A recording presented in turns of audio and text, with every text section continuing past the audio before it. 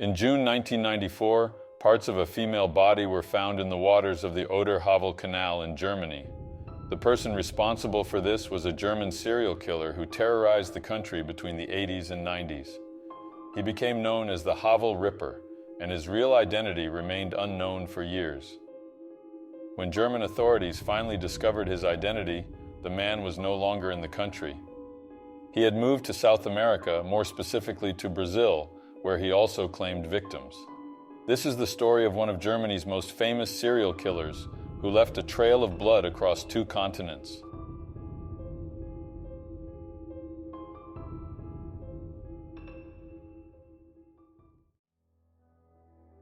On June 25, 1994, a rower was in the waters of the Oder-Havel Canal in Germany when he saw something floating. He got closer to see what it was and was horrified when he realized it was a female breast.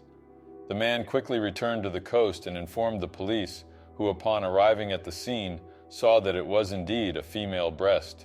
Police removed the body part from the water and took it for analysis.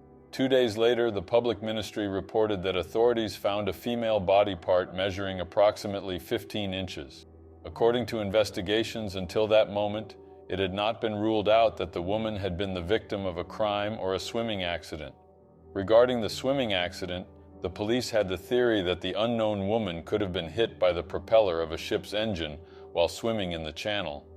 The propeller would have cut her body into several parts that were scattered throughout the water. Sniffer dogs were deployed on the banks of the canal, and police officers fished out another 32 parts of the woman's body within a radius of 6.2 miles. Between these parts were the arms and legs wrapped in a pillowcase. The head of the unknown woman, who had shoulder-length brown hair tied into a bun, was also found. From that point on, the police were sure that it was not an accident, but that the woman had been the victim of a crime. By the beginning of July, more than 40 body parts had been found in the canal. Authorities assumed that the perpetrator had thrown the body parts into the water from a nearby bridge on the highway. The autopsy found that the victim was a woman aged between 20 and 25 years old, was between 5.0.6 inches and 5.3.0 inches tall, and weighed between 143 and 154 pounds.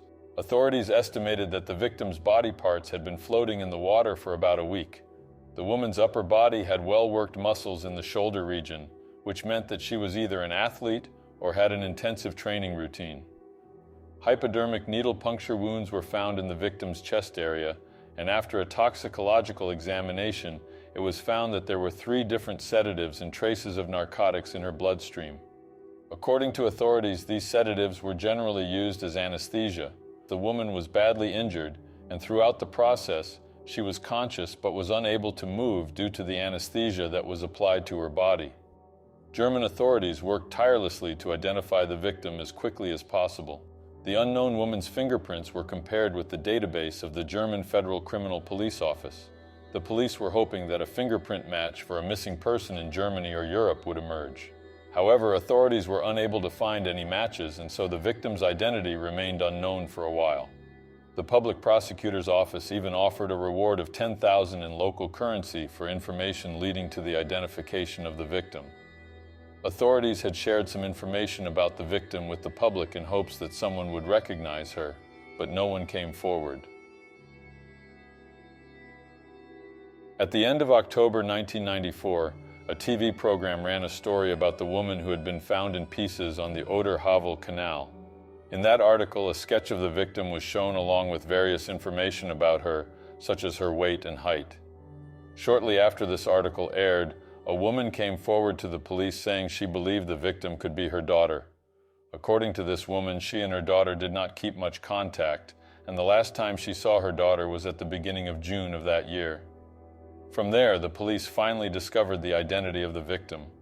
She was Dana Fransky, a 23-year-old girl who lived in Moabit, a district in the city of Berlin. She was addicted to drugs and worked as a call girl in a nearby neighborhood. Her well-worked muscles in the shoulder area were why she worked out a few times a week. Her fingerprints were not in the police database as she had never been arrested. Although authorities discovered the identity of the victim, investigations to find out who was responsible for the crime remained at a standstill. That's because the German police didn't find any clues that could even show them where to start. On November 5, 1994, the frozen body parts of a young woman were found on the border of the cities of Hamburg and Lübeck, Germany.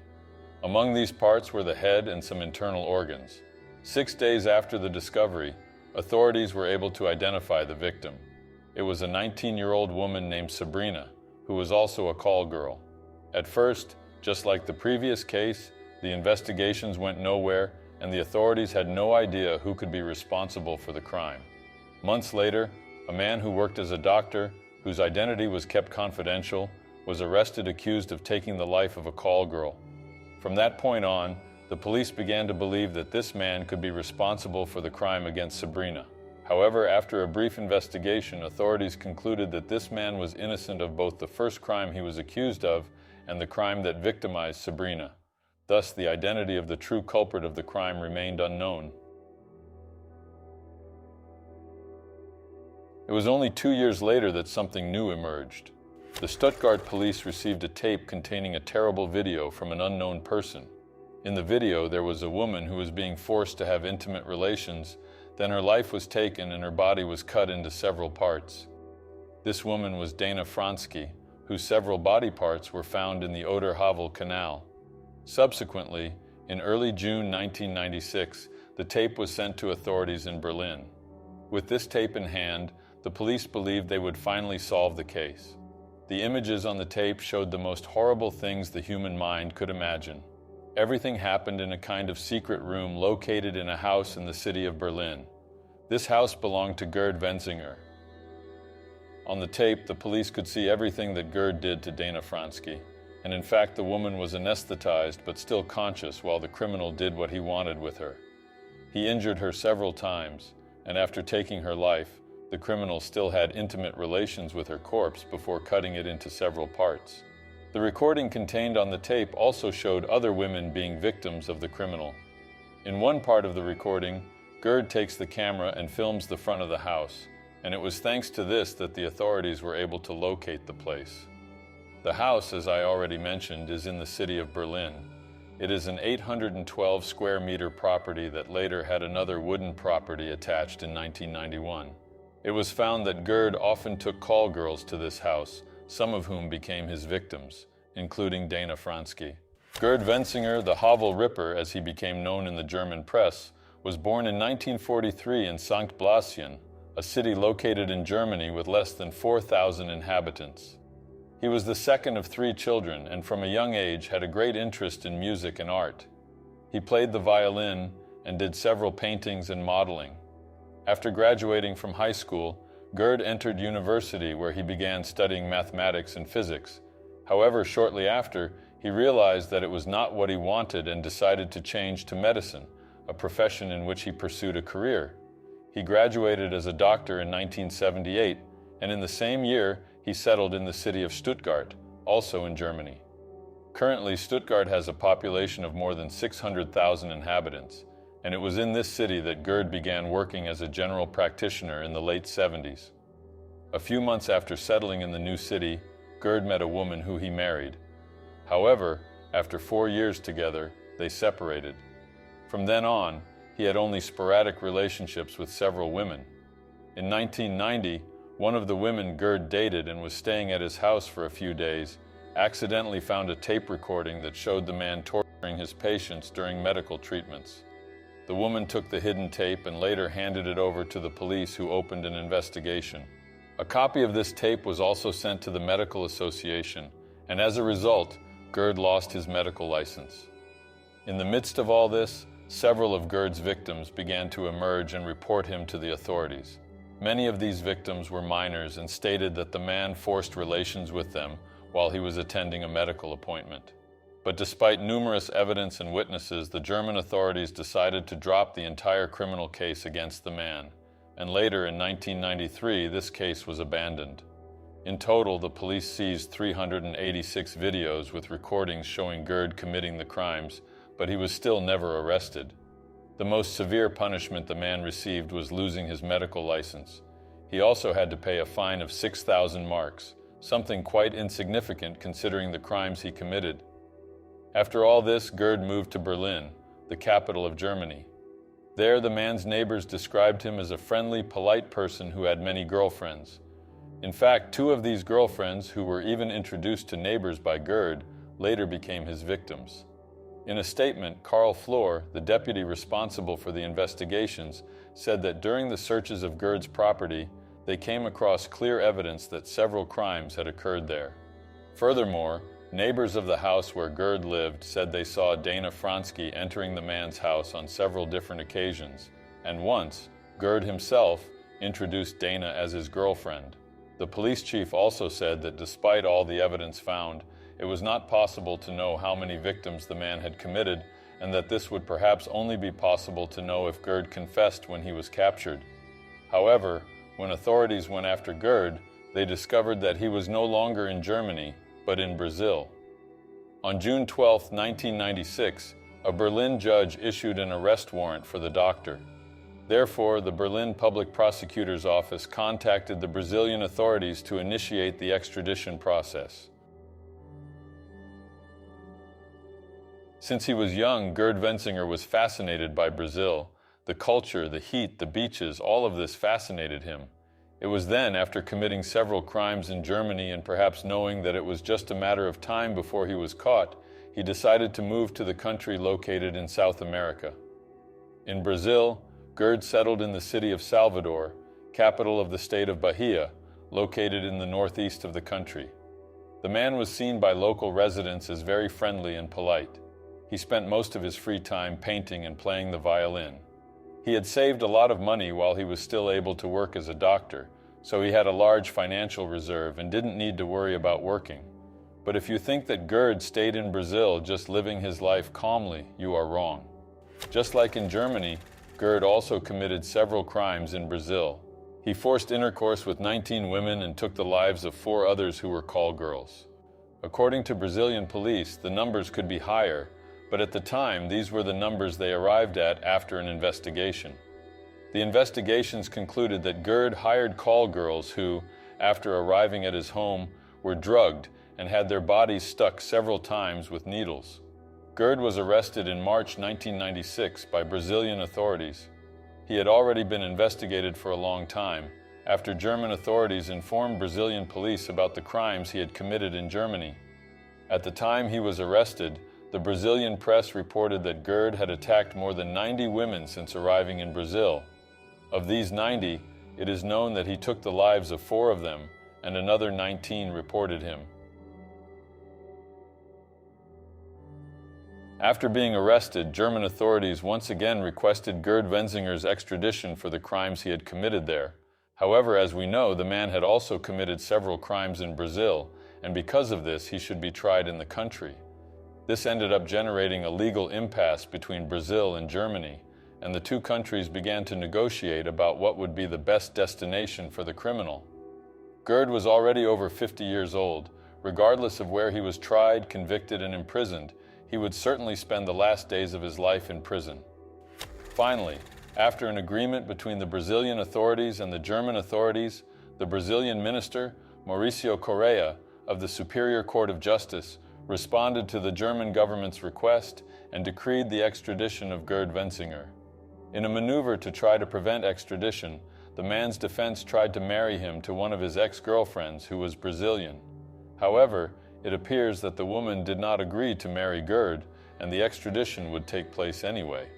There are rumors on the internet that this woman was offered a large sum of money to marry the criminal, but she still didn't accept.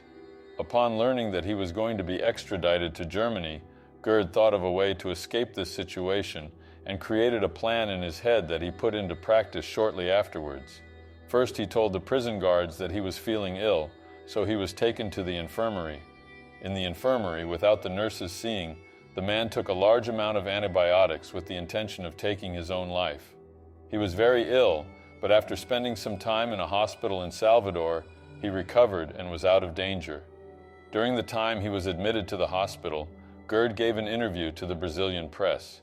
In that interview, he said he did not take Dana Fransky's life, but admitted to cutting her body into several parts. According to him, Dana had an overdose after consuming a lot of drugs. This had happened at his house, and he was scared and decided to get rid of her body so as not to have problems with the German authorities. He also said that he only had intimate relations with the woman's body, as this would be his last demonstration of love for her. It is clear that Gerd's statements did not match reality. Investigations by German authorities found that the amount of drugs in Dana's bloodstream was not enough to cause an overdose.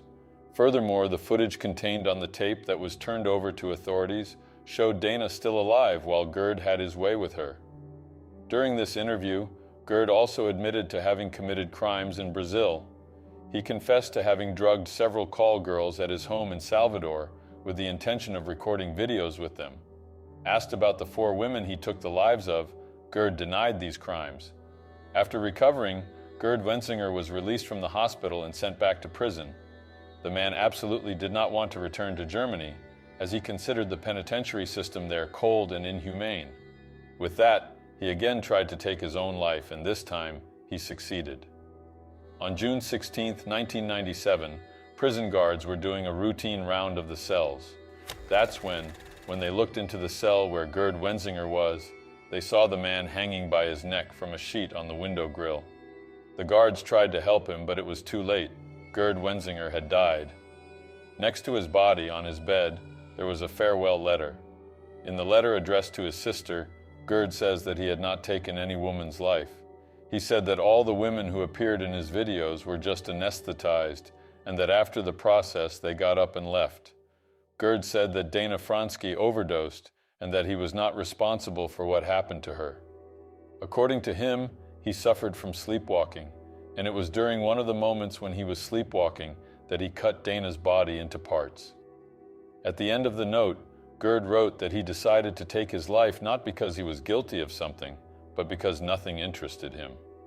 Gerd Wenzinger took his life just 4 days before being extradited to Germany. The man's sister traveled from Germany to Brazil to hold his funeral. As Gerd did not in any way want to return to Germany, his wishes were respected by his sister, who chose to bury him on Brazilian soil in the city of Salvador. To this day, the number of victims that Gerd Wenzinger claimed is not known for certain. The authorities estimate between 8 and 17, but these are only estimates. Regardless of how many there were, we will likely never know, as the man took this information with him to his grave. And this was the story of Gerd Wenzinger, a German doctor who, in the eyes of everyone who knew him, seemed like a normal person, but in fact was a terrible criminal, responsible for taking the lives of several women, both in Germany and in Brazil.